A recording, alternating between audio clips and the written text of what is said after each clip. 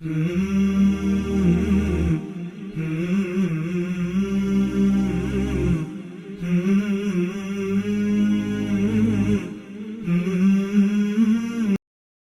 الله الرحمن الرحيم.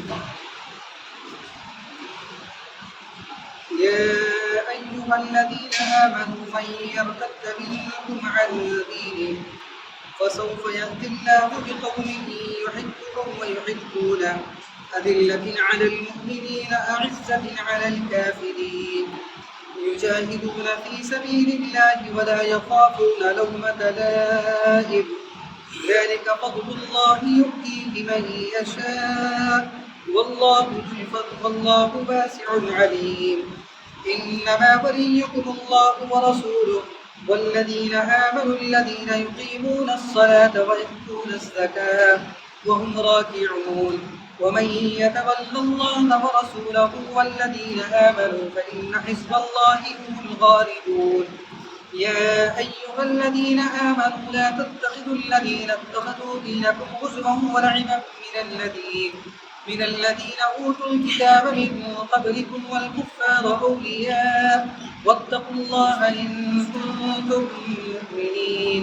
وإذا ناديتم إلى الصلاة اتخذوها هزوا ولعبا ذلك بأنهم قوم لا يعقلون. یہ سورہ مائدہ کی آیت نمبر 54 سے لے کر 58 تک کی تلاوت ہوئی ہے. گزشتہ چند آیات کے اندر اللہ رب العزت نے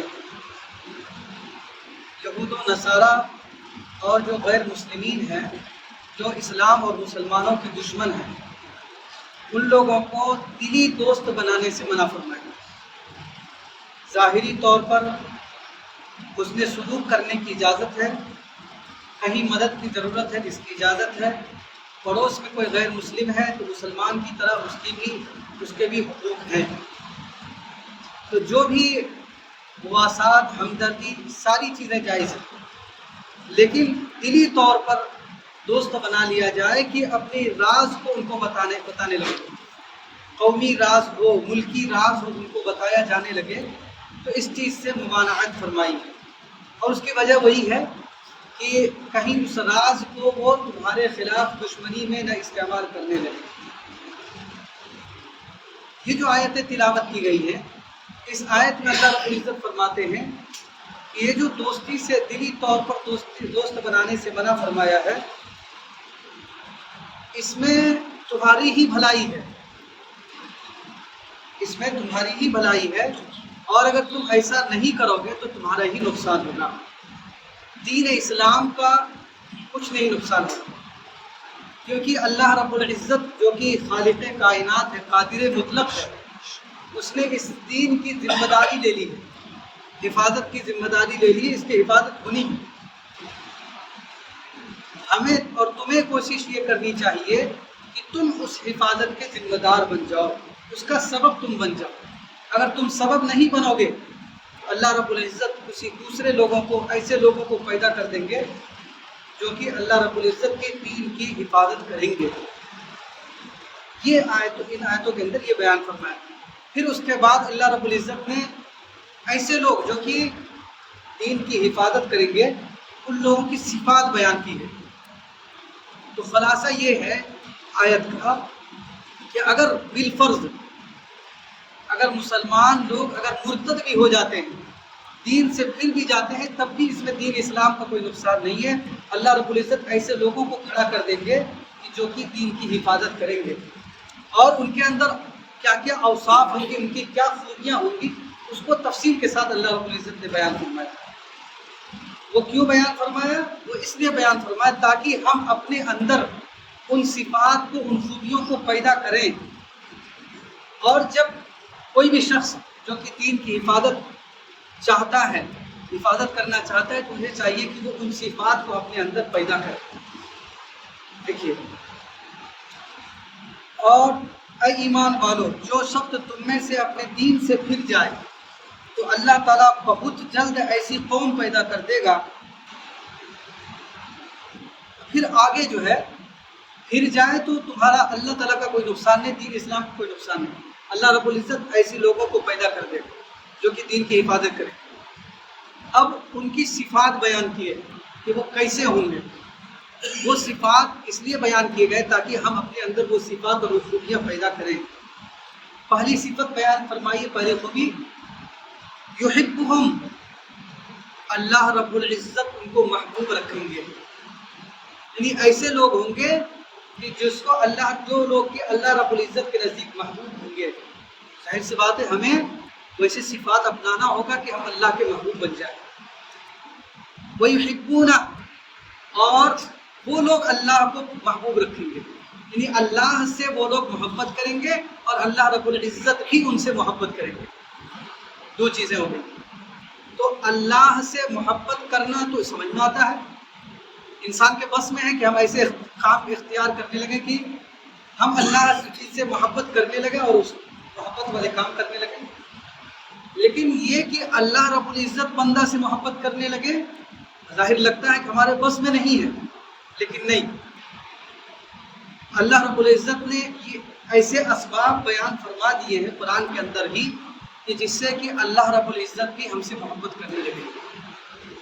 سورہ آل عمران کی آیت ہے، قُلْ إِن كُنتُمْ تُحِبُّونَ اللَّهَ فَاتَّبِعُونِي يُحْبِبْكُمُ اللَّهُ، آپ کہہ دیجئے کہ اگر تم اللہ سے محبت رکھتے ہو، فَاتَّبِعُونِي، اس کا تقاضا یہ ہے کہ میری یعنی رسول کی اتباع کرو۔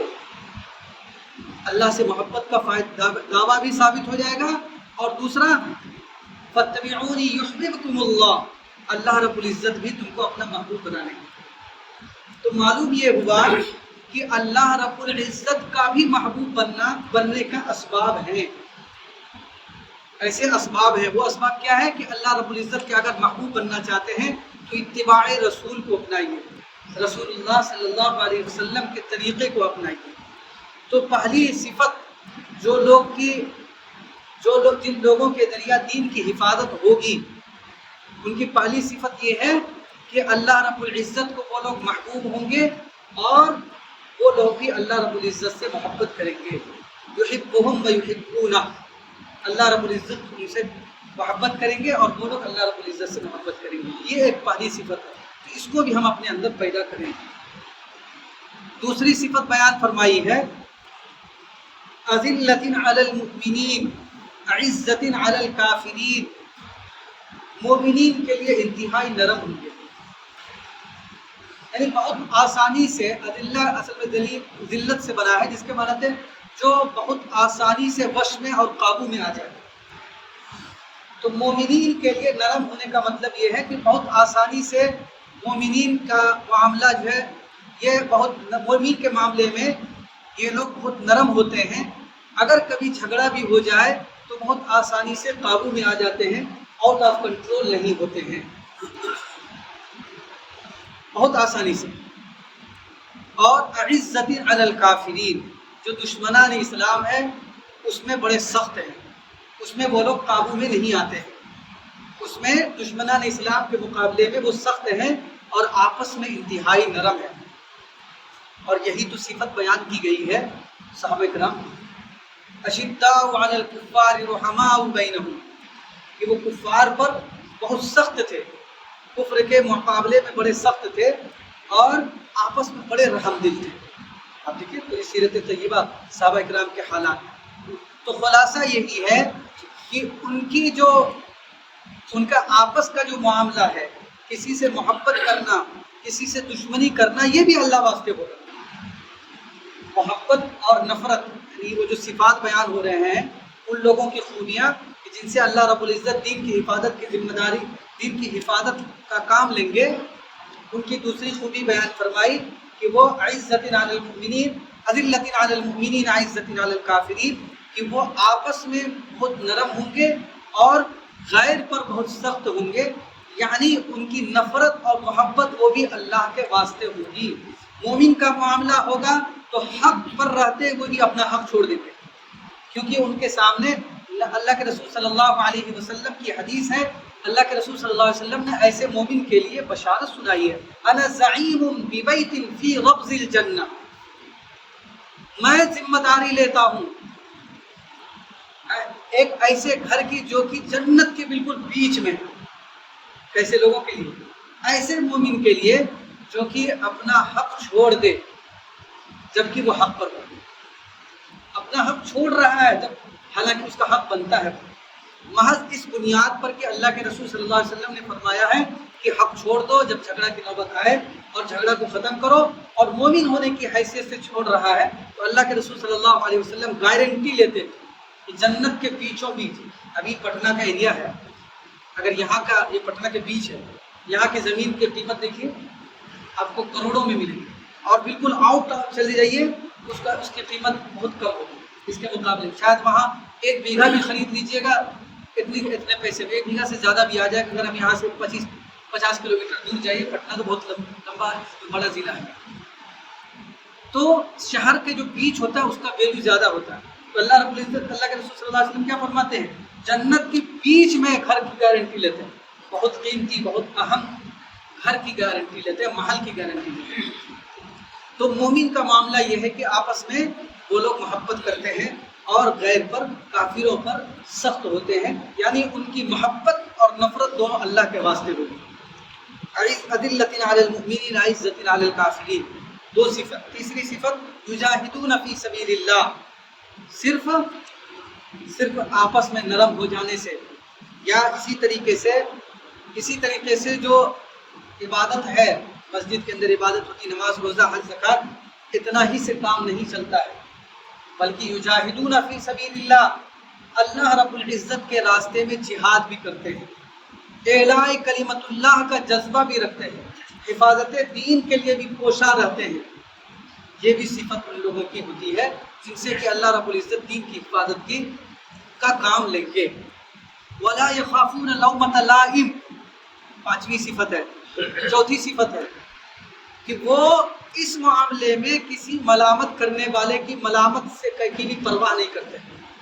اللہ کا حکم ہے تو ہے، جس کو ملامت کرنا ہے کرتے رہیے، ہم کو یہ کرنا ہے تو کرنا ہے. ساری دنیا کیا کہے گی کہے گی. ہے کوئی کنٹری جو آگے بڑھ کر فلسطینیوں کا ہاتھ تھام لے؟ کوئی نہیں. سب کو لگتا ہے کہ فلاں کیا کہے گا، فلاں کیا کہے گا، اور تو اور غیر کیا کہیں گے، ہمارے جو دشمن، اصلی دشمن، وہ کیا کہیں گے، اس کا بھی لحاظ ہو جا رہا ہے. نام کمانے کے لیے لوگ جو ابھی دبئی کے اندر سیلاب آیا، ایک ویڈیو وائرل کر رہے ہیں کہ ایک پولیس والا پانی کے اندر، پانی میں بلی ڈوب رہی تھی، اس کو جان پر کھیل کر بچایا.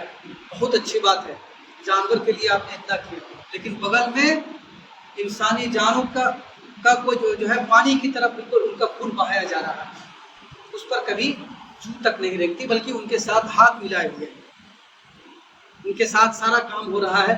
اور جو ملک ہے اپنا، اس ملک کے اندر وہ لوگ ہر طرح کے فنکشن، ہر طرح کا پروگرام، ہر طرح کے ڈانسنگ پروگرام، ہر طرح کی چیزیں وہ لوگ سیلیبریٹ کر رہے ہیں. کم سے کم اگر نہیں کر سکتے تھے تو اپنا غم بھی منا سکتے تھے، ہمدردی بھی جتا سکتے تھے. تو بہرحال تو یہ سب صفات ہیں جن کے ذریعہ سے اللہ رب العزت ظالموں کو مسلمانوں کے ہاتھ سے سزا دیں گے، ایسے لوگوں کے ذریعہ.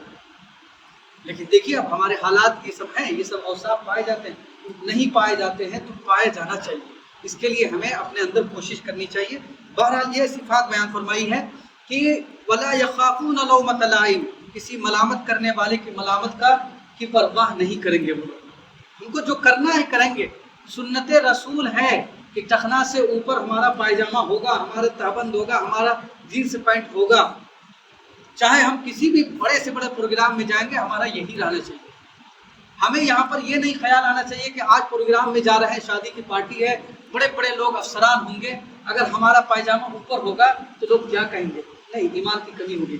وَلَا يَخَافُونَ لَوْمَةَ لَائِمٍ، یہ مومن کی شان جو ہے یہ ہے. وَلَا يَخَافُونَ لَوْمَةَ لَائِمٍ، یہ شان نہیں ہے کہ ایرے غیرے نتھو کھیرے پوری دنیا کی جو فکر دل میں فکر لیے ہوئے ہیں اور سنت رسول کی کوئی پرواہ نہیں ہے، احکام رسول کی اور احکام الہی کی کوئی پرواہ نہیں ہے. آج ہمارے یہی حالات ہیں.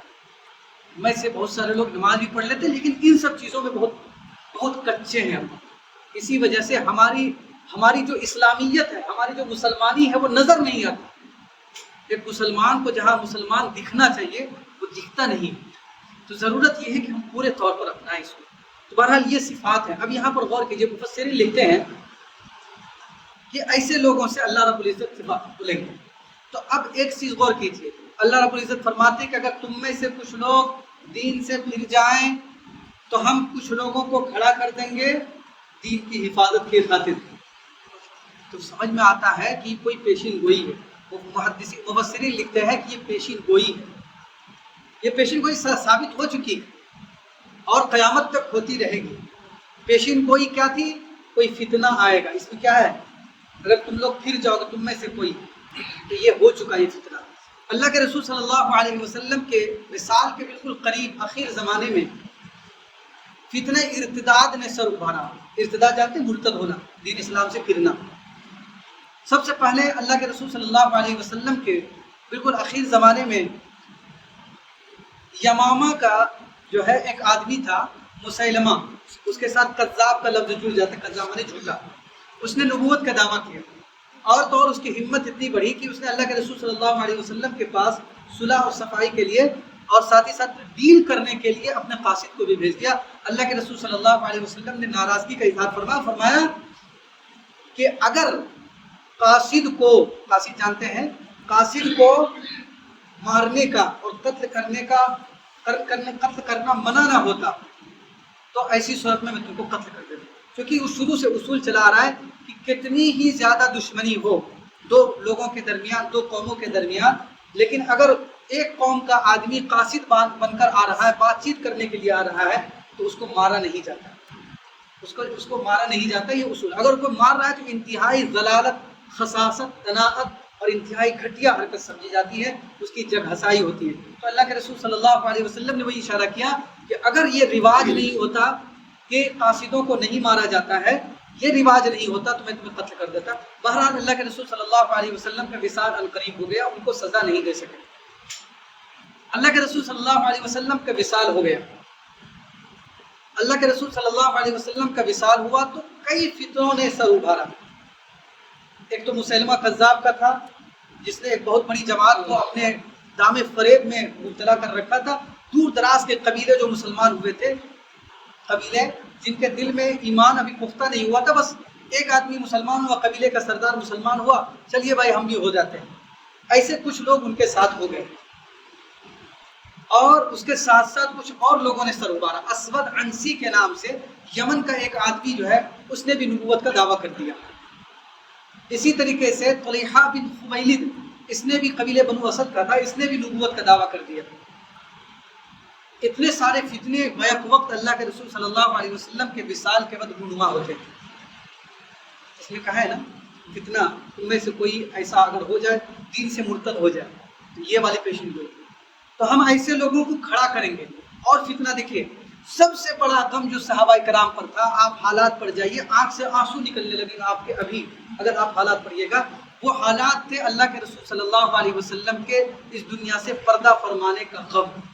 بہت سخت غم تھا کیونکہ وہ محبت کرتے تھے، وہ یتیم سمجھنے لگے تھے. پوری قوم، پوری امت مسلمہ اپنے آپ کو سمجھ رہے تھے کہ ہم یتیم ہو گئے.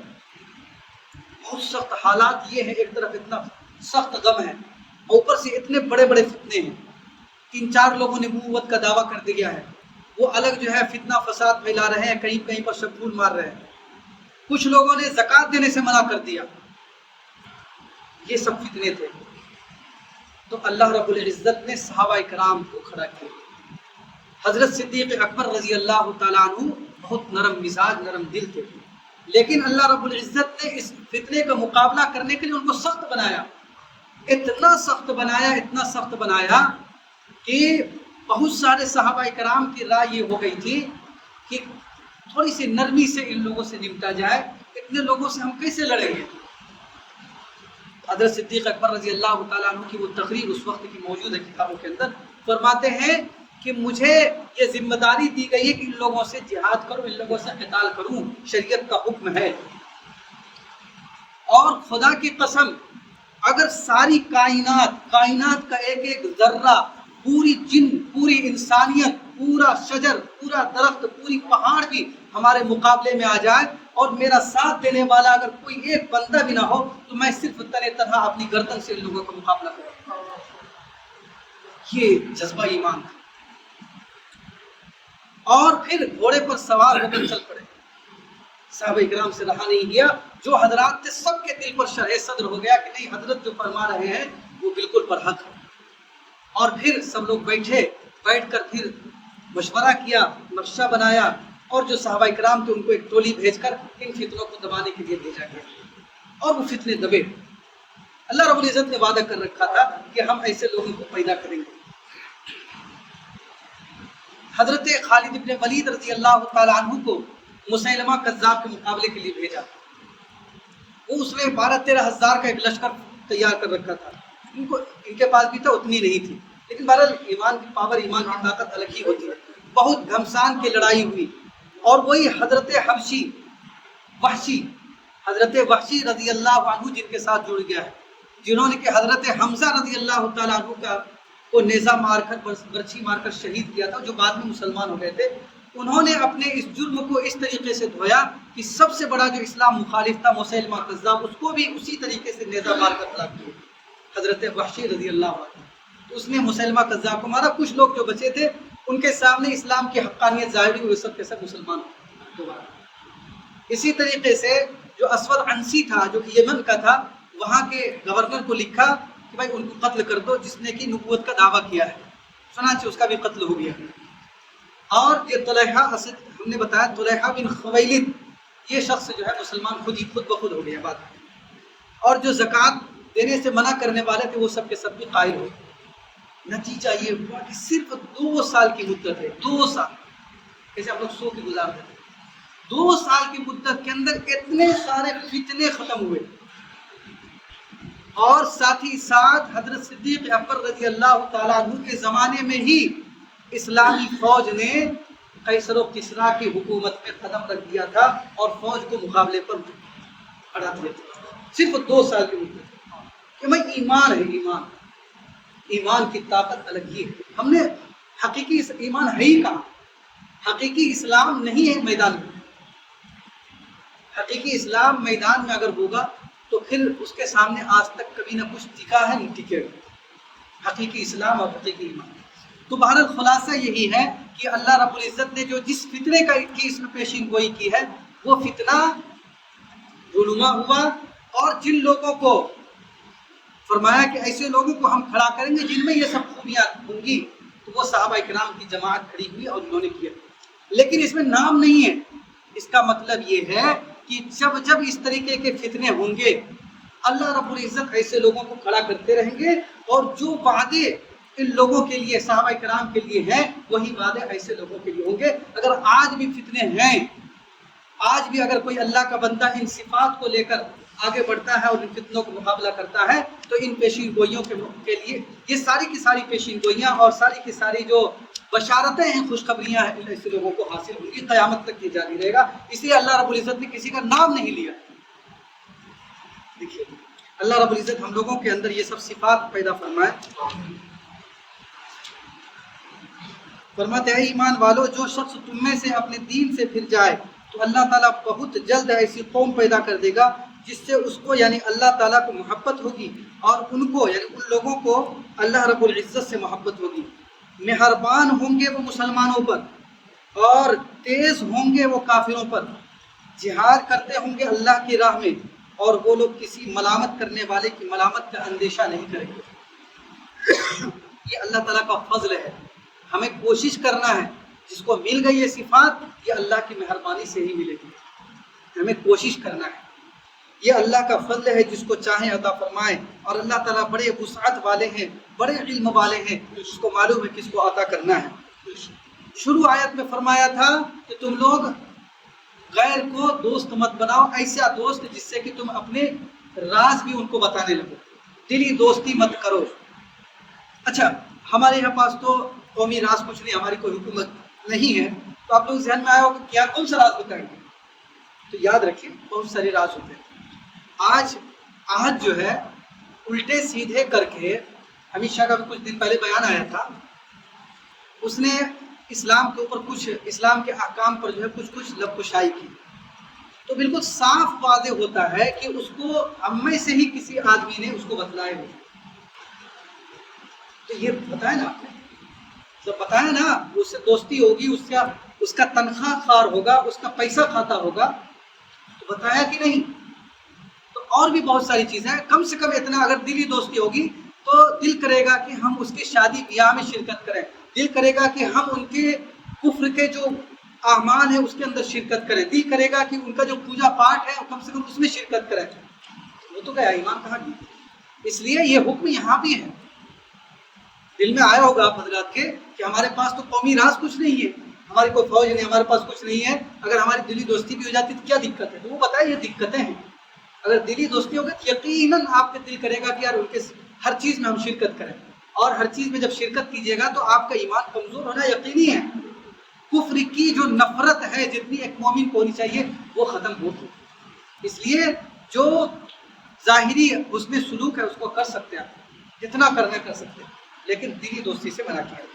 دلی دوستی کس سے کرنی ہے؟ انما ولیکم اللہ، تمہارے دوست تو اللہ تعالیٰ ہے اور اس کے رسول ہیں اور ایمان والے لوگ ہیں، یہ اصل دوست ہے جو کہ اس حالت سے نماز کی پابندی رکھتے ہیں اور زکوٰۃ دیتے ہیں کہ ان میں خشوع ہوتا ہے، خشوع کے ساتھ نماز پڑھتے ہیں۔ اور جو شخص اللہ تعالیٰ سے دوستی رکھے گا اور اس کے رسول سے اور ایمان والے سے دوستی رکھے گا سو اللہ تعالیٰ کا گروہ بلا شبہ غالب ہے، یعنی یہی لوگ غالب ہوں گے۔ یہ اللہ کے گروہ ہے اور اللہ رب العزت نے وعدہ کر رکھا ہے گروہ غالب ہوئے نا، وعدہ کیا تھا، یہی بشارت ہے کہ ایسے ایسے صفات والے لوگ ہوں گے۔